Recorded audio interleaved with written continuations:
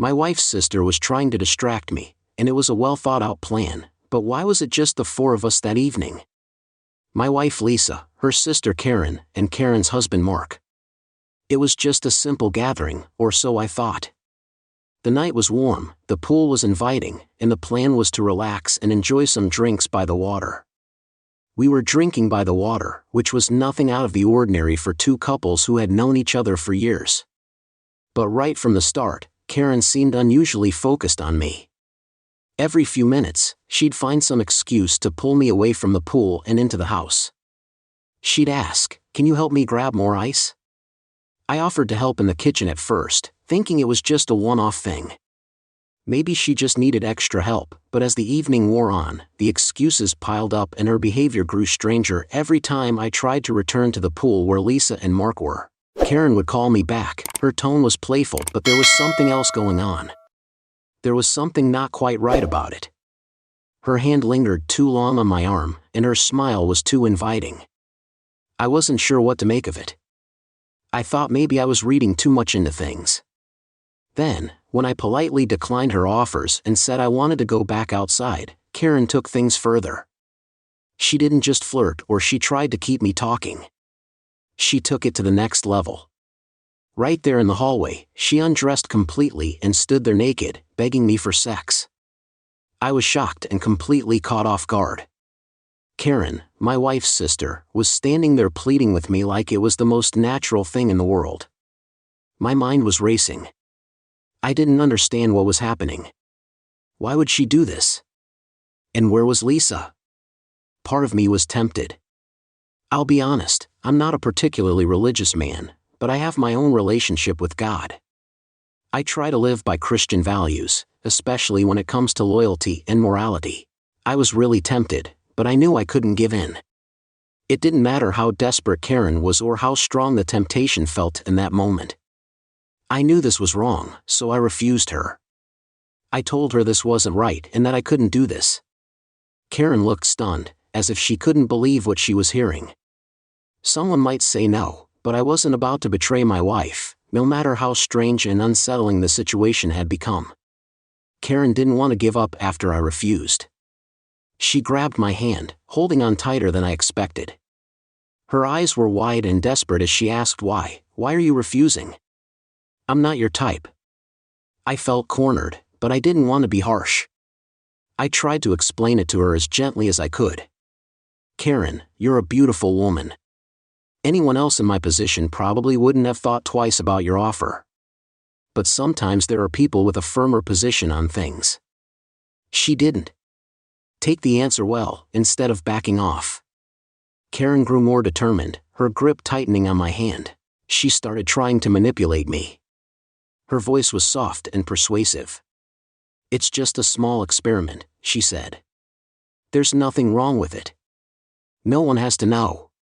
It's harmless." I stood there, listening to her desperation and feeling increasingly uncomfortable. Her words swirled around in my head, but something felt off. It wasn't just her odd behavior, it was the whole situation. The way she had been pulling me aside all night. The way she was now begging for something that felt far from harmless. Experiment. Then it hit me. This wasn't some moment of madness or a spontaneous urge. This was a real, thought-out plan. Karen had been working all night to get me away from the pool and keep me distracted. But if this was a plan, the question that gripped me harder than Karen's hand was where. I had to find out what was going on. I had to act fast. I hesitated. My thoughts rushed through my mind like a storm. What if this was some kind of test? What if it was a prank to see how far my loyalty could stretch? I remembered how just recently Lisa and I had joked about situations like this. Back then, I didn't think much of the talk about loyalty and trust. It seemed like just a bit of light-hearted banter. But now, standing in that hallway with Karen, desperate and undressed in front of me, I started to wonder. Could my wife have arranged this twisted test of my faithfulness? It was so strange that Karen's behavior seemed rehearsed and calculated. It felt cruel and like an unusual way to test someone's trust. But what if that was exactly what was happening? "Thank you," dear listeners. I'd love to know what you think. Please leave your comments below. Is this the ultimate test of loyalty, or is there something darker at play? You'll see that everything is far from simple here. Don't forget to subscribe to the channel and hit the bell so you don't miss more shocking and It was like there were trivial stories of betrayal lurking even in the most boring parts of life. There was always more to uncover. I definitely didn't want to continue the conversation with Karen. The whole situation was making me sick. I turned around abruptly, grabbed the nearest bottle of alcohol from the counter and quickly walked away. I left the house and went towards the pool. I needed to see my wife, Lisa, and get to the bottom of this madness. I wanted answers. What was going on and what were these stupid tests for? Karen tried to stop me, but I didn't give her a chance. As soon as I stepped outside, I froze. There by the pool was a horrifying scene. Lisa, my wife. I saw Mark holding Lisa in his arms.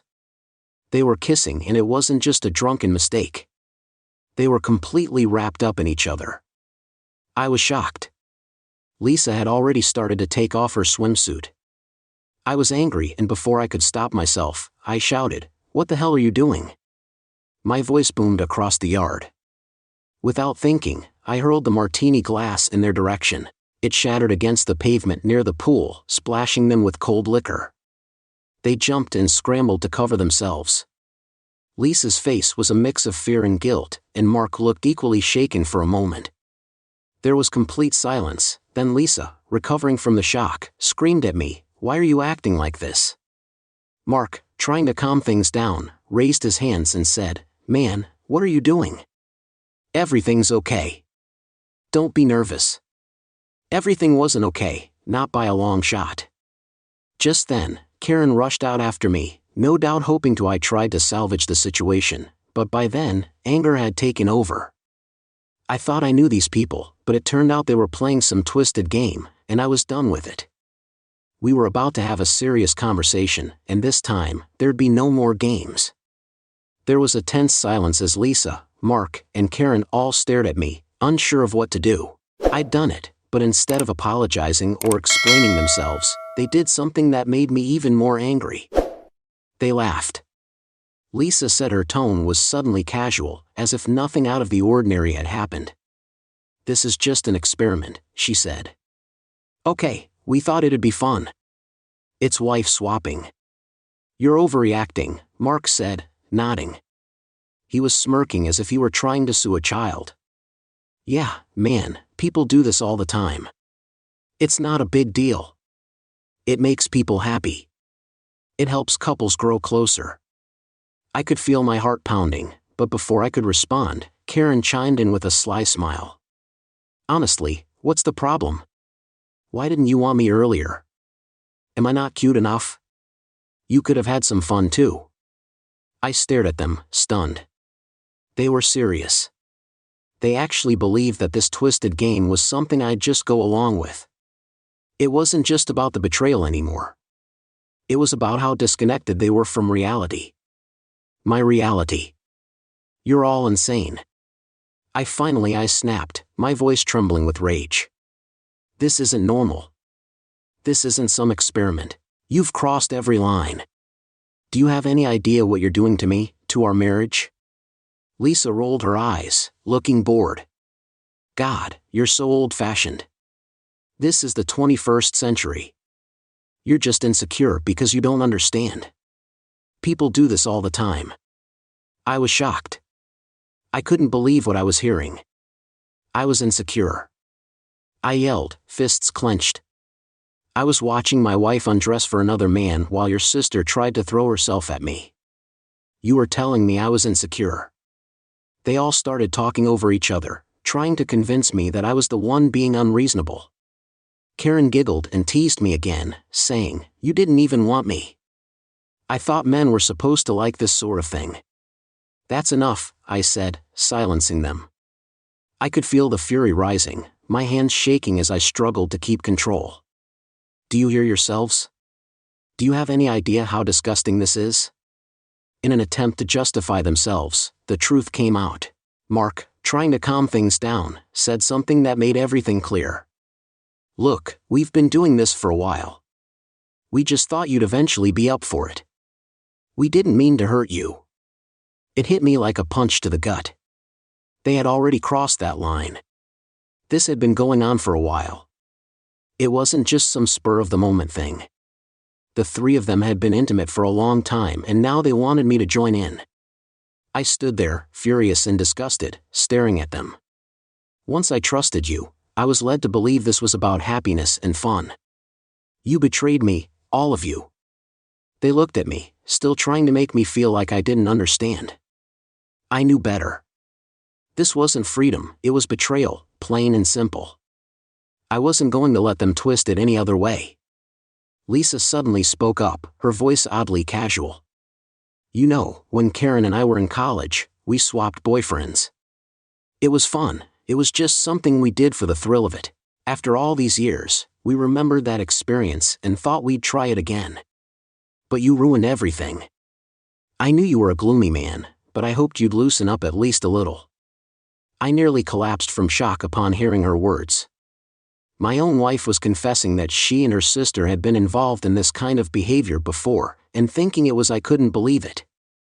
I turned to Mark, the only person I thought might still have some sense left in him. "If these two women have been crazy for a long time, then what about you, Mark? I thought you were a responsible, normal guy. Are you a man or just a yard dog following your instincts?"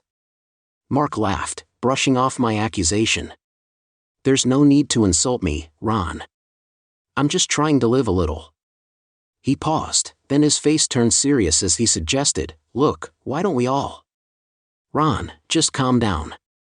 Have a drink and relax. Let's try it together right here, right now. You'll see it'll feel good. Trust me, you just need to let go and drink a little more to take the edge off." I stood there, absolutely crushed by the absurdity of what I was hearing. My wife, her sister and Mark, the man I thought was a decent human being, were all part of this twisted plan to drag me into their chaos. Despair took hold of me as I realized how far gone they all were. My mind raced for a response, something to make them understand just how far they'd fallen. "You think you're modern and sexually advanced, huh? You must think you're so hot, don't you? Well, guess what? We aren't on the same path." Without waiting for a reply, I stormed into the house, my heart pounding with a mix of anger and disbelief. My eyes landed on a fire extinguisher hanging by the kitchen door. I grabbed it, determined to make my point. I marched back out to the pool, where they were still lounging, waiting for me to join their sick game. I yanked the pin from the extinguisher. I pointed it straight at them and said, "Cool down, you bastard. You wanted fun? Well, here's your foam party." I squeezed the handle, and a thick spray of foam exploded across the pool side, covering them in a white cloud. Lisa screamed in shock. Karen tried to dodge the blast, and Mark just sat there dumbfounded. The foam sprayed everywhere, drenching them in a cold soapy mess. As I continued to shout, "You want fun? You want modern? Here, take it all." For the first time that night, I felt something close to satisfaction. I wanted to throw a party, and that's what I did. It was a wild night, and they'll never forget it. While they were trying to get themselves together, covered in foam and completely thrown off by my little party, I called a taxi. I was still pumped from the adrenaline but knew I needed to get out of there ASAP. I turned back to them, my voice loud and clear. "Lisa, I don't want to know you or your crazy sister anymore. And you, Mark, are just a plastic toy in the hands of these two psychos." I could see the shock on their faces, but I didn't care. There was no saving this. I was done with them. I stormed off, not looking back, as I left that house of insanity behind. When I got home, I didn't waste any time. I packed my things and threw what I could into a suitcase. I decided I needed to move and get away from everything. There was no way I was staying in the same place, breathing the same air, after what had happened. A few days later, I started the divorce proceedings. It wasn't easy, but it was the only way. Even Lisa and Mark tried to contact me after that, but only to make me admit that I'd overreacted and that I was wrong. They wanted me to apologize and see things their way. It was laughable, really. So, listeners, what do you think? Am I the fool here?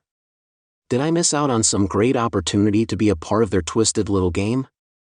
I'll tell you something, I have honor and I have dignity, and I'm not about to waste those on the pathetic fantasies of pathetic people.